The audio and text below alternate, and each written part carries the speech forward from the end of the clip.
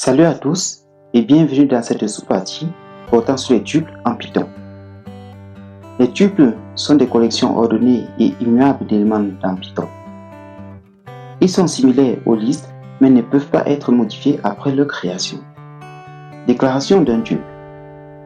Un tuple se déclare exactement comme une liste, sauf qu'ici, on remplace les crochets des listes par des parenthèses.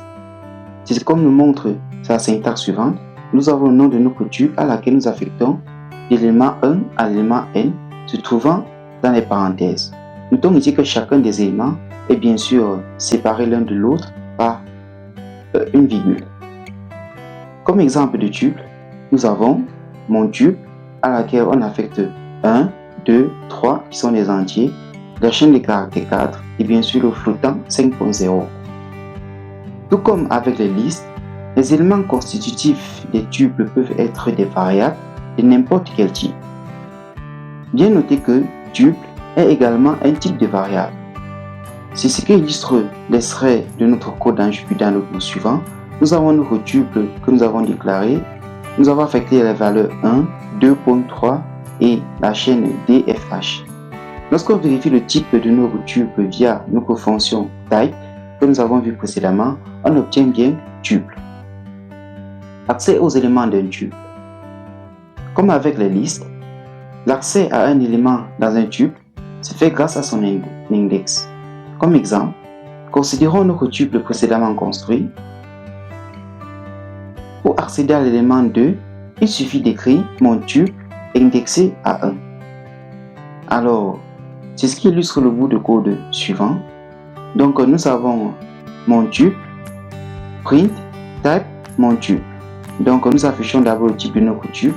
Ensuite, nous affichons le premier élément, donc l'élément d'index 1 de notre tuple. Ici, ça devrait nous afficher 2 comme vous le voyez juste en bas de l'écran.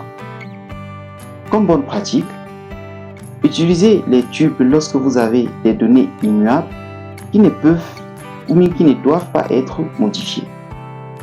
Les tuples sont souvent utilisés pour retourner plusieurs valeurs à partir d'une fonction. Erreur à éviter. Oubliez les parenthèses lors de la déclaration d'un tuple. Tentez de modifier un tuple après sa création. Cela entraînera une erreur. Comme exemple d'erreur, nous avons ce qui est illustré via le bout de code suivant. Donc nous avons notre tuple à laquelle nous affectons les éléments 1, 2, 3, 4 et 5.0. Alors, lorsque nous faisons mon tuple à index 1, nous affectons 6 à cet élément-là. C'est-à-dire quoi? Nous voulons remplacer notre élément 2 se trouvant dans notre tuple par l'élément 6. Alors là, on affiche une erreur. Alors ici, nous nous retrouvons dans Python pour l'implémentation de notre exemple portant sur les tuples. Commençons par créer notre tuple de coordonnées, donc que nous nommerons coordonnées. Ensuite, nous afficherons le tuple de coordonnées, notre tuple de coordonnées, grâce à notre fonction print. Ensuite, nous allons accéder et afficher à la valeur de la coordonnée x. Alors, rappelez-vous, pour accéder à la valeur de l'élément n se trouvant dans notre tuple, nous écrivons le nom de notre variable, de notre tuple, et nous indexons cet élément-là. Donc cet élément-là sera indexé à n-1. Donc pour accéder au premier élément de notre tuple, nous utilisons donc l'index 0. Donc maintenant, accéder et afficher la valeur de la coordonnée y. Donc c'est le même procédé. En y se trouve à la deuxième position, donc son index est 1. Essayer de modifier une coordonnée dans notre tuple va nous générer une erreur.